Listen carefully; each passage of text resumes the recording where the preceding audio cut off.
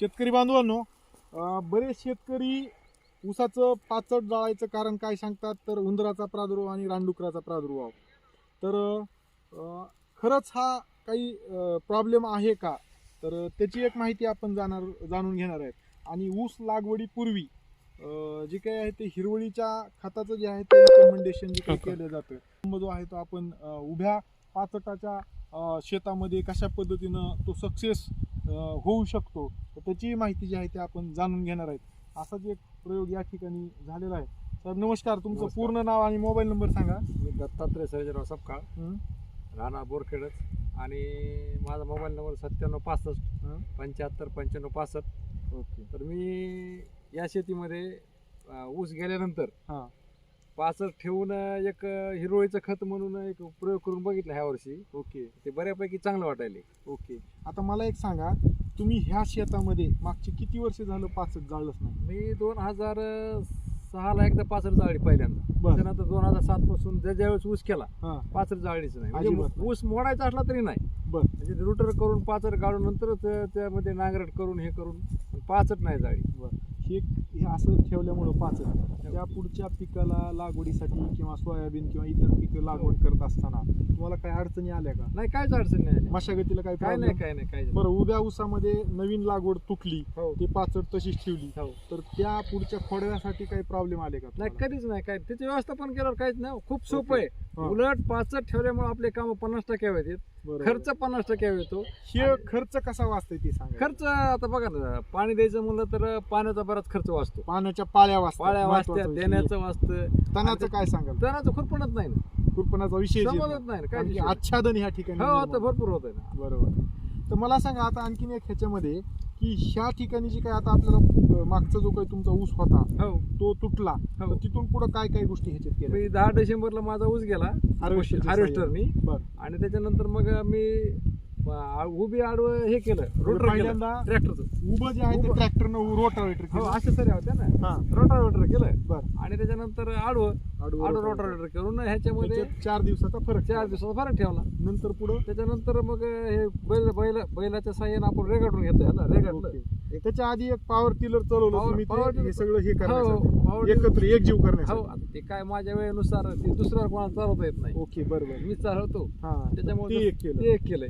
आणि बाकी मग रेगाटून ह्याच्यात हे केलं आपण, ह्याच्याचं बी टोकन केलं. ओके. आणि चालू पाणी स्प्रिंकलर. बघा, आपण जे काही कापसासाठी जे काही रेघोट्या ओढतो किंवा सोयाबीन पेरणीचं जे काही टिफन यंत्र आपण वापरतो त्याच्या साह्याने ह्या ठिकाणी रेघोट्या वाढल्यात. हे कशासाठी?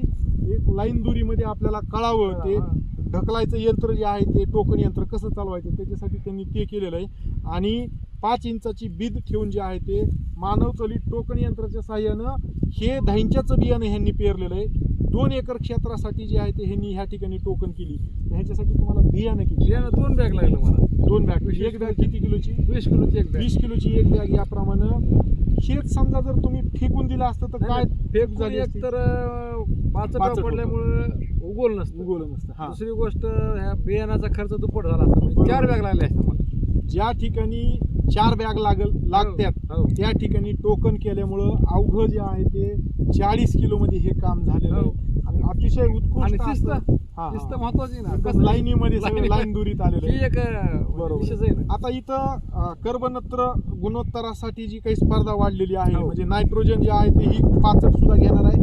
ती काय घेणार आहे तर जीवाणू घेणार आहेत कुजवण्यासाठी. तर ते होऊ नये, ती स्पर्धा वाढू नये म्हणून तुम्ही वरून काय गोष्टी केल्या? मी त्यांच्याच पेरणी झाली की एकरी 3 बॅग सुपर फॉस्फेट, आणि एकरी जशी जशी उगवण होईल तसं तसं नत्राचं प्रमाण त्याला एकरी 1 बॅग. प्रत्येक स्प्रिंकलरच्या पाण्याच्या पाळी माग 1 बॅग युरिया टाकून की. आणि मी नत्र कसं देतोय, आता ही एकरी 1 बॅग टाकली का 2 एकरासाठी 1 बॅग? नाही, एकरी 1 बॅग. एकरी 1 बॅग. ओके. शेतकरी बांधवांनो, अशा पद्धतीने जर आपण सुद्धा हे हिरवळीचं खत आणि पाचटाचं व्यवस्थापन अशा पद्धतीने केलं तर निश्चित आपली जमीन एकदम तंदुरुस्त राहील आणि सुपीक जी आहे ते त्या ठिकाणी जमीन होणार आहे. मला सांगा, चोपण एक जमीन होती, बाया इथं खुरपायला येत नाही, अवघड, कठीण जमीन होती. आता काय परिस्थिती? आता खूप छान झाली जमीन, आता मऊ झाली जमीन. आता आम्हाला आंतर मशागतीला तर पाचट असल्यामुळे ते करायची गरज नाही. पण कापूस जर केला तर मी हो. कापसाचं बी विक्रमी उत्पादन घेतलं ह्याच्यामध्ये. ओके.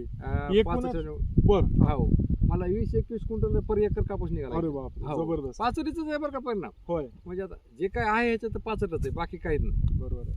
शेतकरी बांधवांना मी एकदम जवळून दाखवेन कशा पद्धतीने हे नियोजन जे आहे ते केलेलं आहे. असा पूर्ण हा पाचटाचा जो आहे तो लेअर आणि ह्याच्या बाजूला जे आहे ते हे अशा पद्धतीनं दहींच्याचं पीक जे आहे ते ह्यांनी हे पेरलेलं आहे. कुठंही टोकन करत असताना अशी म्हणजे हे झालेली नाही आहे. ह्यांची प्रॉपर सगळी गोष्ट जी ती तिथं उगून आलेलं आहे आणि त्याच्यामुळं हे टोकनसुद्धा दहींच्या हिरवळीचं पीक सक्सेस होऊ शकतं आहे, हे या ठिकाणी आपल्याला दिसून येईल. आता इथं जे आहे ते पुढचं नियोजन हे सगळं जे आहे ते व्यवस्थित हे उगवून तर आलेलं आहे. आता ह्याची चांगली वाढ झाल्याच्या नंतर फुलावर आल्याच्या नंतर ह्याला जे आहे ते मोडायचं आहे. याला आता पुढं मोडायचं कसं नियोजन करणार आहे? म्हणजे तुम्ही डायरेक्ट रोटर करणार? आता पहिल्यांदा पॉवर ड्रिलरचा प्रयोग करून बघायचा. ओके. आपल्याला बरं बरं. हां, नाही तर मग शक्यतो पॉवर ड्रिलरच. ठीक आहे. हो. तर अशा पद्धतीनं सर्व शेतकरी बांधवांनी हिरवळीच्या खताचा जो आहे तो निश्चित वापर करावा, तो फायदेशीर राहील.